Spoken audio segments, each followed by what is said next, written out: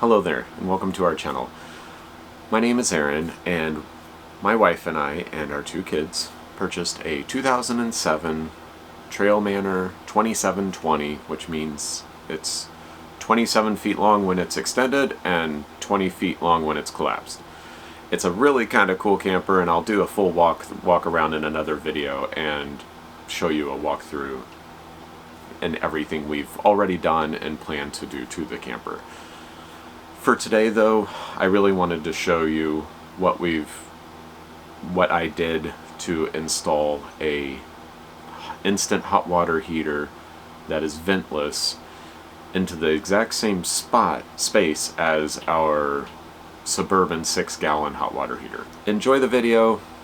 I hope you get something out of it, if nothing else just enjoyment watching me make a buffoon of myself. As a photographer, I'm never used to being in front of the camera. I am always behind the camera, and I like it that way, but we're gonna try some new stuff here. I don't mind being in front of the camera, I'm just not that photogenic. My wife, on the other hand, is photogenic. My daughters are gorgeous. They're adorable little kids, so they'll be on the camera more in the future. And my wife has like an acting degree, so she'll be perfect. Much better than me. You don't want to see me. So, this is the video. I hope you enjoy it. I will be happy to try to answer any questions as they pop up in the comments. Or if you have suggestions on how I could have, should have done it better or something, please feel free to let me know. So the first part of this video is going to be me uninstalling the Suburban 6-gallon, I think, hot water heater. Tanked hot water heater. Enjoy. Hello, today I am going to take you along as I go through the process of swapping out my Suburban hot water heater with a XL tankless hot water heater. This is my first time ever attempting this, and please bear with me. This is also my first how-to video. Thank you. Where we'll start, you come around to the outside of the camper, lower the cover, then we will remove screws, which I've actually already done for most of them before I decided to record this.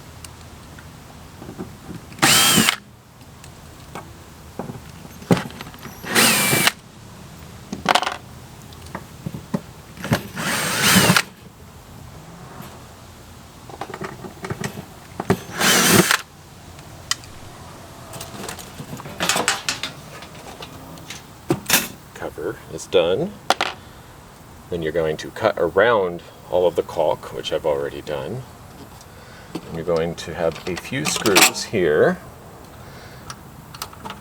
that hold the cover to the actual hot water heater unit. You're going to pull those out, probably with the screwdriver. And then you remove the shroud. And now you're left with the hot water heater. So, I knew I had a lot of water inside my hot water heater. And I know from watching a million YouTube videos that the best way to empty that water is to pull the anode out of its hole right there, and then it will let a lot of the water flow out. There is no pressure, which I had already checked that. When in doubt, raise that up, it'll let some pressure out. And then if there was water, it would spray a little bit of water and some pressure. I had no pressure, but I had a tank full of water. I cannot get that out, the anode. I tried many different ways and I can't get it out. I don't have a socket big enough to fit it, so I actually just unhooked it from the inside of the camper and happened to have some PVC pipe laying around that I used to let it filter out of the camper into a 5-gallon bucket, which I did have to empty once, so I think it's about a 6-gallon hot water heater. So once I got all the water out of the hot water heater, now I'm back on this side. I have disconnected the gas line right here, after I, of course, already turned the gas off at the sources, and I turned on the gas inside the camper on the stove to try to make sure that there was no gas remaining in the lines. I have removed it from here. The battery is removed, and I am not plugged into my house anymore.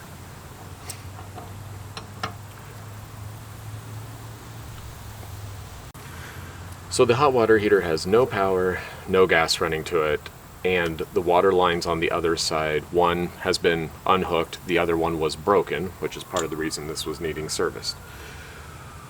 So now I am ready to actually pull the hot water heater out, which it will actually come out of the camper from this side. It should slide out pretty easily, and then I will need to unhook a wire that is connected to it. So let me try that. The challenge before me now is the person before me had added a lot of silicone around the gas line. I'm guessing they were either getting critters in there or just to help insulate. So I have to cut all of that out so I can pull the hose back through to the other side. It is a gas line, so you don't want to push on it and pull on it more than you have to. A little bit of flexibility, but voila! We got it out. There we go. Gas line is out. Or in. Start pulling this out. Unless it doesn't want to come out. Okay, so I went inside. I was able to discover the problem why I couldn't pull it out. It was sitting on a support on the other side that it had sunken into a little bit.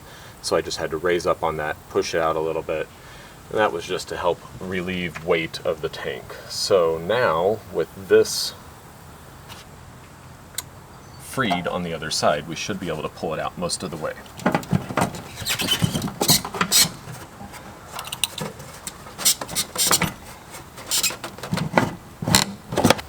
It was being hung yet a little bit more by the gas line, just not wanting to stay away, so I've kind of moved it enough that it will stay away. This is very heavy, I will warn you, and if you're doing it by yourself like I am, it gets a little tricky. If someone could help pick up on the other side, it would probably be fine. So, and it is still leaking a little bit of water out of the tank inside. So I already had towels down, so that shouldn't be a problem.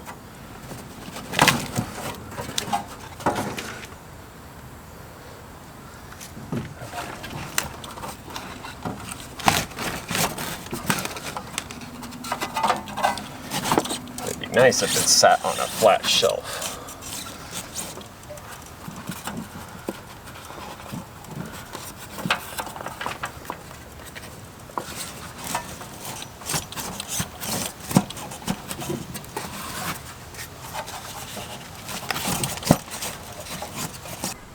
Now I have freed up the electrical area, so I should be able to flip that little latch up and unhook the wiring. The wire should be the last thing that's holding this in. I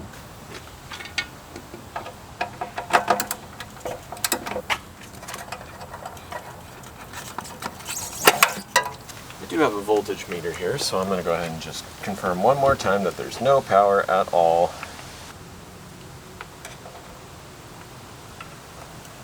No power. So we are good to touch those wires. There's a little nut that the ground is hooked to. So it's all hooked up in there, ground, and then those wires, I just disconnected the wire nut on it, on the black wires, and the white wires are right there. Ground is free.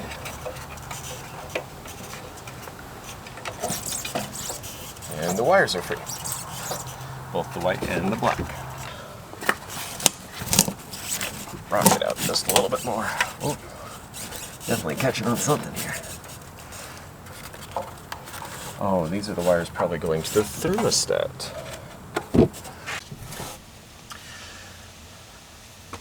so after coming back inside, I see that the wires coming from the other side of the hot water heater are coming to a little box right here, which I imagine goes to the thermostat and maybe even to the switch up here that tells it whether when you want to turn the hot water heater on and off, and probably also, I don't know if there's any other switches, triggers and relays maybe. So I need to probably unhook this box and see what's inside it. Everything in our camper uses these little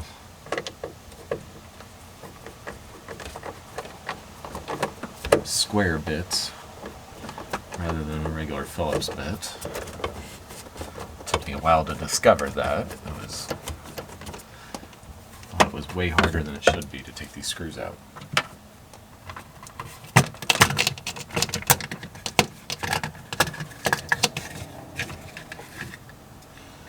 Okay, so that wire definitely, I recognize that from going to the front of the hot water heater. We'll take that out, the orange one. Gradually pull on it, and there you go. When you do this, you'll know that that needs to come off the wall. I'm going to stick it right to the back of the hot water heater with the same tape, and hopefully we can pull that off. Now, something I do see that I will need to unhook. We do have a, looks like red, blue, and green wire that are still running from the hot water heater over to a switch in the camper. So it runs to this switch for hot water heater and to the Suburban thermostat. So we will need to unhook those wires so that we can pull the hot water heater the rest of the way out. And once that is done, we will be able to hopefully find a way to hook the same ones up to the new hot water heater or install a different switch should we need it. Okay, so now that I got those wires unhooked from the little box that was inside, now I can get enough slack to unhook the yellow main power wire from the Romex connector back behind. Okay, it is loose. Let's see if I can get it out now.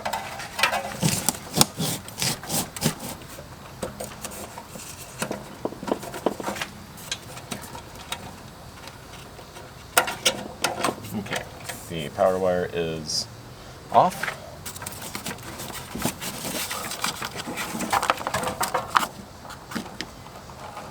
Pulling these wires out so they don't get hung up.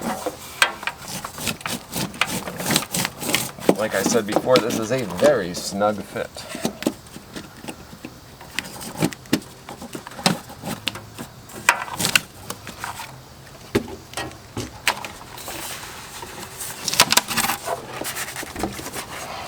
Ta-da! So that's your Suburban hot water heater. Much more to taking it out than what I thought, just from having watched a YouTube video of a guy taking it out. So hopefully you'll appreciate that I am not hiding anything. Let me move all of this out of the way, and I'll kind of show you what it looks like inside with this out. Okay, so now you can see what's inside this area underneath the kitchen sink, and you can see over into the bathroom under its sink. This is a large cavity. So, now with the hot water heater out of the way, you have this enormous amount of space in here. This little short wall was just what the hub was, just purely to support the tank. I'm pretty sure there is no other purpose for that. I am pulling out my towels that I used to soak up the remaining water that dripped out whenever I was tipping the tank up to get it out. And then we'll look and see what we can do for where we want to mount the new hot water heater. It's much smaller, so we should gain a lot of this cabinet space right here. Okay, I got the hot water heater completely out. I have cleaned up all of the mess inside from the ants, and now what I need to do is I'm going to flip the power back on so I can test. I know people talk about which wire is the hot wire on campers, and so I would personally like to know for my own sake which one it is. I've heard white, I've heard black. We will find out. Okay, so I've got the voltage meter here. We're going to test and see which wire is the hot wire, and it is not the white, so it is the black. Perfect. That is what I needed to know. So now we're going to finally put the cover up.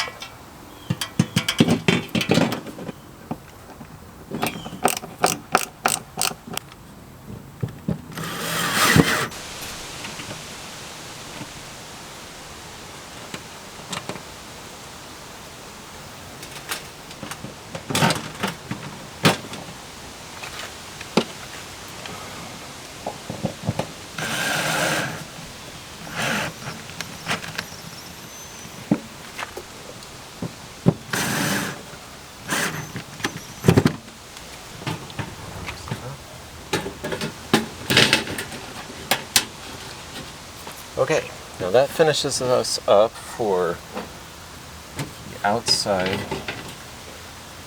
So what I need to do now is I will cover this up so no critters can get in. I'll tape it up from the back side. That way there's no residue on the outside in case this is the method I have to continue using. If I find a good replacement cover, I will let you know. Otherwise, now I have to figure out where I want to mount the new hot water heater. Tankless hot water heater.